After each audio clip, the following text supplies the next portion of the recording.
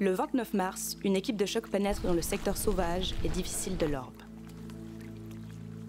L'Orbe est l'une des rivières les plus belles et sauvages du Jura suisse. Y aller, c'est bien, mais ça ne suffit pas. Un paysage comme celui-là ne se consomme pas. Il faut l'aimer et le protéger. Au Day, le barrage de retient les eaux et toutes les matières qu'elles y ont amenées, y compris les déchets. Les déchets qui flottent, principalement des plastiques, s'accumulent longtemps sur le lac contre la voûte du barrage tant que les eaux ne débordent pas. Ces déchets proviennent presque exclusivement de la ville de Vallorbe. Les déchets qui ne flottent pas sont pris dans la masse d'alluvions qui se dépose au fond de la retenue. Il est de la responsabilité de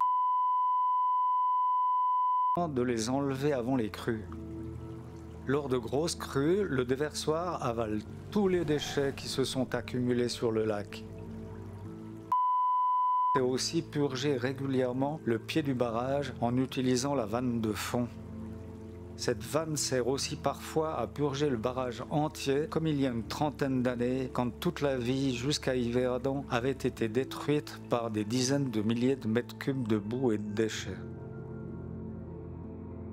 Les déchets provenant du déversoir et de la vanne de fond se retrouvent dans ce bassin, puis dévalent dans les gorges de l'Orbe lors des crues.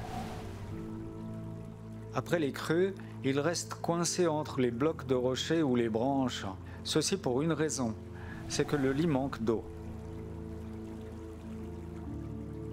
Car une majorité de l'eau part du barrage vers Moncheran via une conduite souterraine. Ces déchets sont à l'origine de pollution par les microplastiques dans l'eau et le milieu naturel et descendent tout le cours de l'Orbe pour terminer dans le lac de Neuchâtel à Yverdon.